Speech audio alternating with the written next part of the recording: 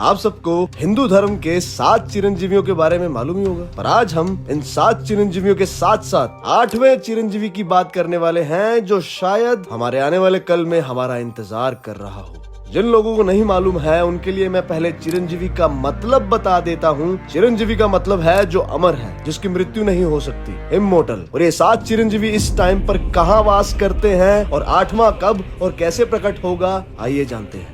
Number 1, Hanuman ji. इन्हें किसी परिचय की जरूरत नहीं। हमारे संकट मोचन श्री राम दुलारे हनुमान जी को अपनी भक्ति भाव से खुश होकर श्री राम जी ने आशीर्वाद दिया था कि वो इस सारे यूनिवर्स के खत्म होने के बाद भी जीवित रहेंगे। और माना जाता है कि आज भी वो कैलाश पर्वत, जो कि शिव जी का घर है, वहाँ रहते हैं। परशुराम, जो कि विष्णु जी के 10 अवतारों में से 6ठा अवतार थे और उन अनोखे महान पुरुषों में से एक हैं जिन्होंने रामायण और महाभारत दोनों युगों में अपना जीवन व्यतीत किया है। और तो और परशुराम जी ने भीष्म, द्रोणा और कर्ण जैसे महाभारत के 3 महारथियों को शस्त्र और शास्त्र विद्या की ट्रेनिंग दी थी। वो भी पृथ्वी पर कहीं जीवित घूम रहे हैं। कहा जाता है कि वो अभी भी महेंद्रगिरी पर्वत पर तपस्या में लगे हैं। अश्वत्थामा, महाभारत के महाकवि व्यास के अनुसार अश्वत्थामा को अमर होने का वरदान मिला था और भगवान शिव ने अश्वत्थामा के माथे पर एक मणि दी थी, जो कि गरुड़ पुराण में दी गई 9 मणियों में से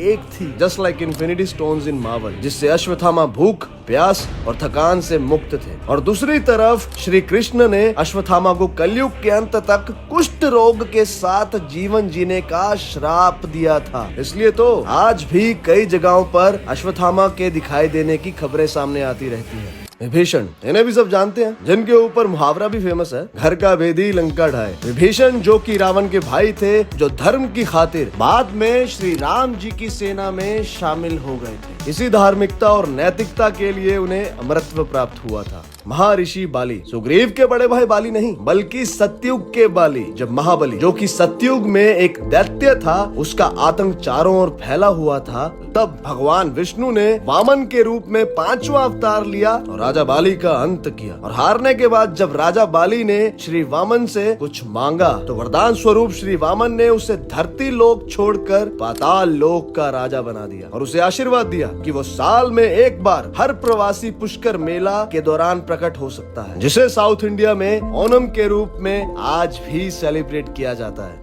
वेद व्यास वही महान लेखक हैं जिन्होंने महाभारत लिखी थी और उन्हें अमर होने का वरदान प्राप्त हुआ था। उन्हें वेद व्यास इसीलिए कहा जाता है क्योंकि इन्होंने ही वेदों का ज्ञान 4 हिस्सों में बांटा था, ऋग्वेद, सामवेद, यजुर्वेद और अथर्ववेद। और यही नहीं, जो हिंदू पुराण है, जिसमें प्राचीन भारतीय कथाएं और परंपराएं लिखी गई हैं, उसके लेखक भी यही हैं। कहा जाता है कि आज भी वो हिमालय में तपस्या करते दिखाई देते हैं। कृपाचार्य उन कुछ महान योद्धाओं में से एक थे जिन्होंने महाभारत में कौरवों की तरफ से युद्ध लड़ा था और जीवित बच गए थे। उन्हें भी अमरता का वरदान प्राप्त है। और फाइनली आ जाते हैं हमारे 8वें चिरंजीवी पर, जो कि हमारे आने वाले कल में जल्द ही रोबोट्स के रूप में देखने को मिलेगा, क्योंकि एक रोबोट या ह्यूमनॉइड में भी वो सारी खूबियां हैं जो इन 7 चिरंजीवियों में है। नंबर 1, रोबोट्स इमोर्टल हैं, या रोबोट कभी भी मरता नहीं या खराब नहीं होता। पर टेक्निकली देखा जाए तो हर मशीन में वियर एंड टियर, कुछ ना कुछ खराबी तो आती ही है टाइम के साथ। पर अगर उसे टाइमली अपग्रेड किया जाता रहे, तब जाके वो शायद चिरंजीवी कहलाया जा सकता है। नंबर 2, सुपर ह्यूमन जैसी पावर रखना, जो कि 7 चिरंजीवियों में भी भरपूर मात्रा में है। रोबोट या एआई में भी बहुत सी खास एबिलिटीज होंगी, जैसे कि दुनिया भर का ज्ञान और पास्ट, प्रेजेंट, फ्यूचर की नॉलेज, शस्त्र और शास्त्र की नॉलेज, जो उसे ह्यूमन से भी कई गुना स्मार्ट रेस बना देगी, यानी कि सुपर ह्यूमंस। क्या पता आने वाले 8th चिरंजीवी खुद भगवान विष्णु के 10वें अवतार कल्कि हो, जिनके सुपर ह्यूमन होने की कहानी हमने इस वीडियो में बताई है और इसका लिंक डिस्क्रिप्शन में दिया हुआ है, जाके चेक कर सकते हैं। लेकिन फिलहाल के लिए ये सब अभी एक काल्पनिक सोच है और हमारे हिंदू धर्म में सिर्फ 7 चिरंजीवियों का ही जिक्र है। जय श्री राम।